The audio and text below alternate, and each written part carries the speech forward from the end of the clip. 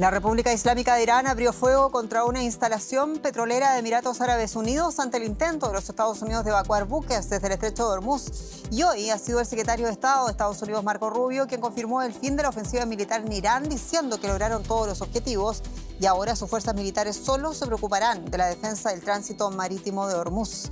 Vamos en breve por el detalle y la perspectiva de esta y otras noticias del día. Soy Jenny Pérez, aquí en Berlín. Destacamos.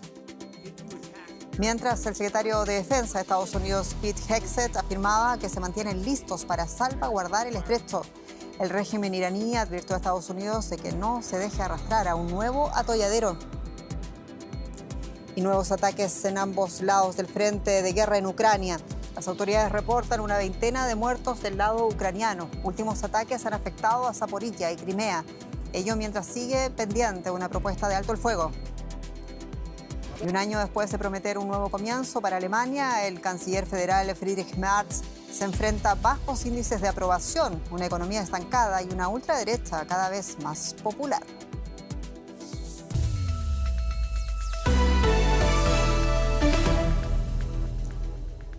Emiratos Árabes Unidos anunció que ha sido blanco de misiles y de drones iraníes. Fuentes locales aseguran que se oyeron explosiones en diversas regiones del país que dejaron al menos 3 heridos y daños en una refinería. Ello aparentemente en respuesta del plan de los Estados Unidos de evacuar a los barcos internacionales que están varados y reabrir el estrecho de Hormuz. Pete Hegseth, el secretario de Defensa de los Estados Unidos, advirtió a Irán que se enfrentará a consecuencias devastadoras si ataca a las fuerzas estadounidenses o a la navegación mercante en el estrecho de Hormuz. La pugna entre Estados Unidos e Irán por el control del transporte mundial de petróleo va más allá del estrecho de Hormuz. Estas imágenes grabadas por un testigo muestran supuestamente un ataque con misiles por parte de Irán contra una instalación petrolera en Fujairah, en los Emiratos Árabes. Esta zona es una de las pocas rutas de exportación de petróleo de Oriente Medio, que no depende del paso por el estrecho de Hormuz.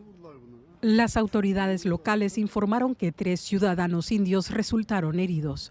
El Ministerio de Defensa de los Emiratos Árabes Unidos afirmó que sus sistemas de defensa aérea interceptaron ataques con misiles y drones que, según afirma, fueron lanzados desde Irán. Los ataques amenazan con arrastrar tanto a Emiratos como a India al conflicto. El primer ministro indio Narendra Modi tildó de inaceptables los ataques a civiles e infraestructuras y llamó a solidarizarse con los Emiratos. Teherán no confirmó ni desmintió los ataques. El martes, el ministro de Asuntos Exteriores Abbas Araghchi advirtió a Estados Unidos y a los Emiratos que, citamos, no se dejen arrastrar de nuevo a un atolladero. Los ataques se producen justo cuando Washington se atribuía el éxito de su última iniciativa para forzar la apertura del estrecho de Hormuz. El martes, el secretario de Defensa estadounidense Pete Hegseth acusó a Irán de utilizar el estrecho como arma para obtener beneficios económicos. Afirmó que 2 buques mercantes escoltados por el ejército estadounidense atravesaron con éxito el estrecho, y eso gracias al plan Proyecto Libertad del presidente Trump. Los destructores estadounidenses están desplegados, apoyados por cientos de cazas, helicópteros, drones y aeronaves de vigilancia, cuidando las 24 horas a los buques comerciales pacíficos, excepto a los iraníes, por supuesto, por lo que nuestro bloqueo naval sigue vigente. De hecho, 6 barcos intentaron escapar del bloqueo desde los puertos iraníes al inicio del Proyecto Libertad, pero fueron interceptados. La misión generó un intercambio de disparos entre buques en el estrecho que reflejarían estas imágenes sin verificar de la televisión iraní. El presidente del Parlamento iraní y principal negociador Mohammad Bagher Khalibaf lanza advertencias y acusa a Washington de socavar la seguridad marítima y violar el alto el fuego. Advirtió también que la respuesta de Irán apenas ha comenzado. Y en un evento no relacionado, celebrado en la Casa Blanca, Donald Trump restó importancia a las aparentes violaciones del alto el fuego por parte del régimen de Irán. También reiteró su afirmación negada por Irán de que los líderes del país anhelan un acuerdo de paz. Escuchemos a Trump. Irán quiere llegar a un acuerdo. Lo que no me gusta de Irán es que me hablan con mucho respeto y luego salen en la televisión y dicen, no hemos hablado con el presidente. Están jugando a despistar, pero déjenme decirles que quieren llegar a un acuerdo. ¿Y quién no querría? Su ejército desapareció por completo. Podemos hacerles lo que queramos. ¿Quién no querría? Advertencias cruzadas ante lo que podría ser un recrudecimiento del conflicto en Oriente Medio. Por eso queremos hablar con José Díaz Briceño, periodista con detalles en Washington. José, saludos. Y la Casa Blanca mantiene la decisión de llevar adelante esa evacuación de petroleros internacionales pese a las advertencias del régimen iraní. ¿Qué más ha dicho Trump a este respecto? Sí, el proyecto Libertad que el presidente Trump anunció el domingo para lograr sacar a la mayor parte de los barcos que están varados en el estrecho de Hormuz ante el bloqueo doble tanto de los iraníes como de Estados Unidos para poder salir de esa vía marítima es algo que, de acuerdo con el Pentágono, sigue en efecto. Y sin embargo, ya se decía en el informe que solo se han logrado sacar 2 barcos cargueros. Hay que decir que esto palidece ante la gran magnitud de la crisis. La Organización Marítima Internacional calcula que son 2.000 los barcos que están atorados en el estrecho de Hormuz y 20.000 los marineros a bordo de ellos. La propia Organización de Naciones Unidas considera que este atolladero en el estrecho de Hormuz no se veía desde la Segunda Guerra Mundial, y esto habla de que si bien el presidente Trump ha presentado esto como una iniciativa que en principio es exitosa, no necesariamente después de los ataques iraníes, pues muestra una salida rápida a una crisis que, de acuerdo con los expertos, se mantendrá por las siguientes semanas. Y José, ¿qué se dice allá en Washington sobre lo que podría ser una eventual ampliación del conflicto de la región? El presidente Trump aquí hoy desde el Salón Oval de la Casa Blanca dijo que pues, el cese al fuego no necesariamente fue violado el día de ayer tras los ataques iraníes contra cargueros y también contra los Emiratos Árabes Unidos. Y sin embargo, esto mostraría de alguna manera que el presidente Trump busca que este cese al fuego se alargue. El propio Pentágono ha asegurado que el cese al fuego sigue vigente, y esto, de acuerdo con los expertos aquí, pues mostraría lo que el presidente Trump está buscando, que en lugar de una escalada estaría buscando una avenida para una salida rápida a un conflicto que está complicándole la vida política aquí, con el precio de la gasolina por las nubes y también con las posibilidades de retener la Cámara Baja y el Senado cada vez más lejanas. Este noviembre los estrategas republicanos le han pedido al presidente Trump irse con todo para intentar defender esa mayoría con la que cuenta actualmente, pero la realidad en el terreno lo contradice. José Díaz Briceño, muchas gracias en Washington. La guerra en Ucrania deja nuevas víctimas en ambos bandos del frente de guerra en Ucrania. Los ataques rusos causaron al menos una veintena de muertos este martes, 12 de ellos en un bombardeo sobre la ciudad de Zaporizhia. Y también se han registrado víctimas mortales en Kramatorsk, en Dnipro y en la región de Poltava. En territorio ruso, en tanto, un ataque ucraniano con drones dejaba al menos 2 muertos en la región de Chuvashia. El Kremlin asegura haber interceptado casi 300 drones. En la medianoche, hora de Ucrania, expiró el plazo propuesto por Kiev para un alto el fuego indefinido, mientras Moscú mantiene su propuesta de una tregua limitada para los próximos 8 y 9 de mayo, fechas en las que se conmemora la victoria sobre la Alemania nazi. Y en este contexto de recrudecimiento de las hostilidades, aún existe sobre la mesa un plan de alto el fuego recíproco. El periodista Ricardo Marquina está con nosotros en directo desde Estonia con la perspectiva. Ricardo, saludos. ¿Se puede esperar algún acuerdo político de última hora entre Rusia y Ucrania? ¿Y cuál es la posición ahora mismo de los Estados Unidos? Recordemos que Moscú anunció que Sergei Lavrov y Marco Rubio tuvieron una conversación telefónica. Buenas noches desde el Báltico. Empecemos por la última parte de la pregunta. La conversación ha sido, según fuentes oficiales, cordial y productiva. Básicamente una manera de no decirnos de qué han hablado. Han dicho que han hablado de temas internacionales, pero ahora mismo Estados Unidos, Washington, parece más centrada en solucionar el lío que tiene ahora mismo en Hormuz, en Irán, que en Ucrania, que parece completamente abandonado a manos de los ucranianos. Con respecto a la posibilidad de un alto el fuego, bueno, pues Rusia propuso primero un alto el fuego para el 8 de 9, como contabais, muy limitado para proteger ese día de la victoria y los desfiles en toda Rusia. Ucrania dobló la apuesta y propuso un alto el fuego indefinido a partir de esta noche, esta medianoche, y de momento parece todo bastante lejano después de los últimos intercambios de fuego entre ambos contendientes y la masacre, sobre todo esa masacre de civiles en Zaporilla, 17 muertos ya, y seguramente esa cifra vaya a subir en las próximas horas porque el golpe con bombas guiadas sobre esta ciudad ucraniana ha sido hoy terrorífico. Además, por otra parte, hemos visto esos ataques consistentes por la parte ucraniana contra Rusia, especialmente en Chuvasari, la región de Chubasia, donde habrían muerto al menos 2 civiles y una treintena habrían resultado heridos. Con estos números de civiles muertos y heridos sobre la mesa, pues parece bastante difícil poder hablar de una tregua, ya sea indefinida o de un cortísimo plazo como esos 2 días que propone Putin. Pero precisamente es el miedo inequívoco, innegable que sufre ahora mismo Vladimir Putin y la cúpula rusa de que el día 9 el desfile de la victoria se vea interrumpido por drones rusos. Es ese miedo, como digo, quizás la única garantía de que vaya a haber algún tipo de alto el fuego, ya que Rusia no quiere verse humillada en su fiesta más importante del año. Ricardo Marquina, muchas gracias. En Estonia. A ustedes. Y nos detenemos un poquito en política alemana porque hace un año el canciller federal alemán Friedrich Merz asumía el poder aquí en Alemania con la promesa de reflotar la economía. Prometió un cambio político luego de 2 años de recesión con una coalición formada por conservadores y socialdemócratas.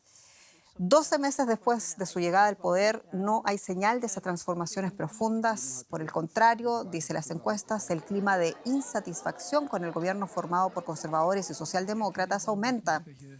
Según las últimas encuestas de intención de voto realizadas por los institutos INSA y Forza, su partido se vería superado por la ultraderechista Alternativa para Alemania, en caso de celebrarse elecciones generales este mismo domingo. Después de llegar a la Cancillería, Friedrich Merz paga el precio de su propio estilo. Es impulsivo, directo, a veces sin filtro. Un tono que, lejos de sumar apoyos, genera rechazo, especialmente entre el electorado femenino. Lo que algunos ven como espontaneidad, otros lo perciben como falta de estrategia. Sus últimas declaraciones sobre Irán, con las que ha perdido el favor de Donald Trump, son un ejemplo claro.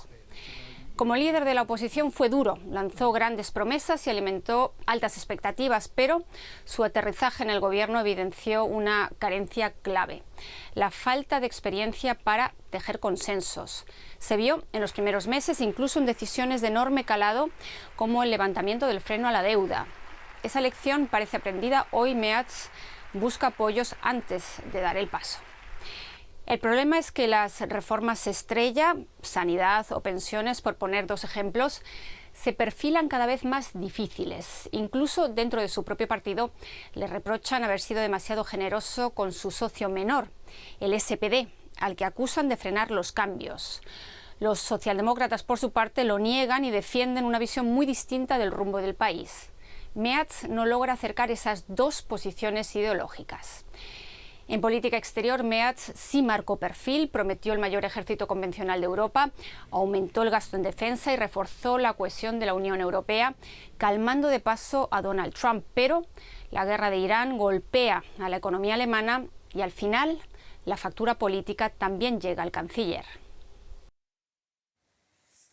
La Fiscalía en la ciudad alemana de Leipzig ordenó la reclusión en un psiquiátrico del responsable del atropello múltiple que tuvo lugar este lunes en una céntrica calle de la ciudad y que dejó como saldo 2 muertos y varios heridos. Tras esa tragedia, la ciudad guardó este martes un minuto de silencio durante un servicio ecuménico celebrado en la histórica iglesia de San Nicolás en memoria de los fallecidos. El autor de los hechos, de 33 años, de origen y nacionalidad alemana, fue arrestado en el lugar y acababa de recibir el alta de una clínica psiquiátrica. Contaba además con antecedentes policiales, según informó la Fiscalía de Leipzig. Cambiamos de asunto, hablamos de economía y finanzas y mi colega Andrés Blumenkrantz. Bienvenido. ¿Qué tal, Jenny? Vamos a hablar de inteligencia artificial porque hay importantes novedades de Estados Unidos y un cambio de posición en el gobierno de Estados Unidos que ha anunciado que finalmente va a tener acceso a los nuevos modelos de inteligencia artificial de los gigantes tecnológicos para evaluarlos antes de su lanzamiento. Los acuerdos con Google DeepMind, Microsoft y xAI son un giro de 180 grados en la política del gobierno del presidente Donald Trump de no intervenir en el desarrollo de esta tecnología. El presidente ha sido uno de los principales impulsores del laissez-faire en la inteligencia artificial, a la que considera clave en la disputa geopolítica con China. Sin embargo, Trump ha comenzado a quedarse cada vez más aislado en este asunto a medida que crecen las preocupaciones públicas por el impacto de la tecnología en el empleo, los precios de la energía, la educación, la privacidad, incluso la salud mental. Y si se trata del desarrollo de inteligencia artificial, nada mejor que hablar con Ana Nieto, que nos está escuchando en Nueva York. Ana, contanos qué hay detrás de este cambio de postura de una administración que ha querido evitar hasta ahora la regulación o supervisión más mínima de la inteligencia artificial. Pues hay varias razones para este cambio de dirección de un gobierno que ve la regulación y la supervisión como una barrera a la innovación que perjudica a sus empresas en comparación con las chinas. La primera es que el zar de la inteligencia artificial y el sector cripto, el inversionista David Sachs, muy poco amigo de la regulación, ya está fuera de la administración y su posición la han asumido el secretario del Tesoro, Scott Bessent, y la jefa del gabinete de Donald Trump. La segunda es que, como dices, crece y mucho la preocupación tanto popular como política por el alcance de esta tecnología. Y la razón más acuciante fue el anuncio hace unas semanas por parte de Anthropic del lanzamiento o de la puesta en marcha de su modelo Mythos, que identifica vulnerabilidades de seguridad en software y, según la propia Anthropic, supone un antes y un después, en cualquier caso un momento definitivo en el sector de la ciberseguridad. La mayor de las vulnerabilidades de la tecnología, la evidencia de este poder dejó tan preocupados al secretario del Tesoro y al presidente de la Reserva Federal, que de hecho tuvieron una reunión de urgencia con la banca de Wall Street para evaluar el poder de Mythos. En cualquier caso, el gobierno lo que quiere es calibrar qué hacer con modelos de inteligencia artificial muy poderosos, cómo usarlos en defensa y también para su ventaja. Ana, y mientras estas medidas se están considerando en Washington, ¿hasta qué punto, cuán intensa va a ser esta intervención del gobierno? El futuro de una de las grandes empresas del sector, OpenAI, está en manos de un jurado ante el cual sigue el juicio abierto por Elon Musk contra OpenAI, empresa que ayudó a fundar. ¿Qué hay en juego y qué testimonios se han oído? Pues en juego hay unos 150.000 millones de dólares en compensación por daños para Elon Musk, la salida del presidente y consejero delegado de la empresa, Greg Brockman y Sam Altman, respectivamente, y que el creador de ChatGPT vuelva a ser una entidad sin ánimo de lucro. Es decir, un cambio bastante fundamental para esta compañía. Este era el tipo de estructura que Musk financió con 38 millones de dólares cuando fue su cofundador, con el interés de salvar la humanidad, según dijo la semana pasada cuando fue testigo en el juicio. Él no tenía idea de sacarle rentabilidad. El líder de Tesla y de SpaceX dijo que el dinero se usó para propósitos comerciales no autorizados. En 2018 dejó la compañía a su consejo de administración. En la segunda semana del juicio, el equipo legal de Elon Musk ha tratado de presentar al actual presidente Brockman como una persona avariciosa por su participación valorada en 30.000 millones en la empresa. Musk, no obstante, hay que recordar que tiene su propia empresa de inteligencia artificial, xAI, que está integrada en SpaceX, que va a salir a bolsa y probablemente sea la mayor OPV de la historia. Ana Nieto, nuestra corresponsal financiera en Nueva York. Gracias. Hasta cualquier momento. Gracias, Andrés. La Unión Europea estrecha sus relaciones con Armenia en una histórica cumbre bilateral. El bloque europeo ve en Armenia un posible corredor energético alternativo para reducir su dependencia de Rusia. La ubicación de Armenia en el Cáucaso la conecta con rutas desde el mar Caspio y Asia Central hacia el viejo continente, sorteando, por ejemplo, el paso del gas por Turquía, que ganaría poder de presión en unas relaciones muy tensas con Europa.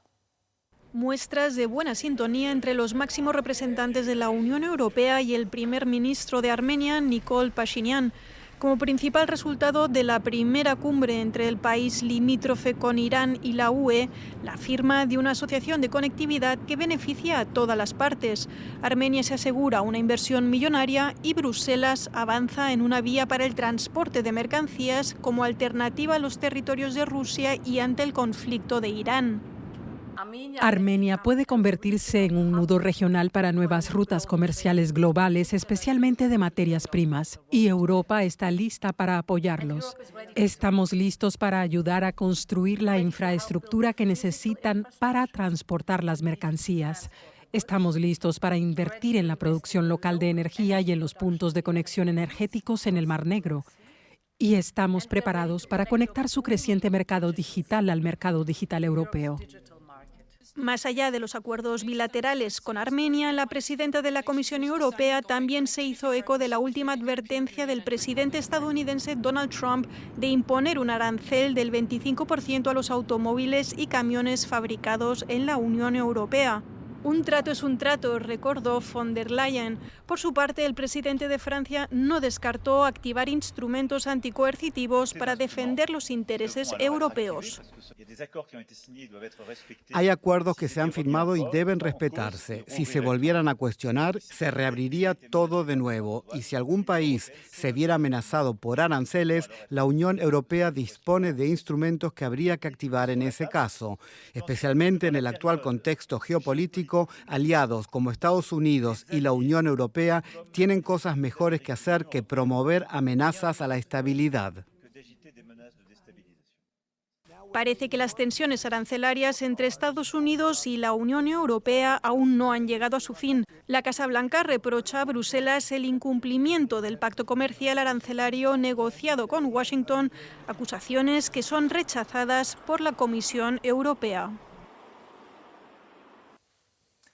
Tenemos información sobre el brote de hantavirus en un crucero turístico que nos cuenta Jenny Pérez. Es una historia que ha causado expectación en todo el mundo. ¿En qué etapa está? Y hay 3 personas a bordo del crucero de lujo afectado por ese brote de hantavirus que serán evacuadas a Países Bajos. Así lo informaron la operadora del buque y el Ministerio de Exteriores neerlandés.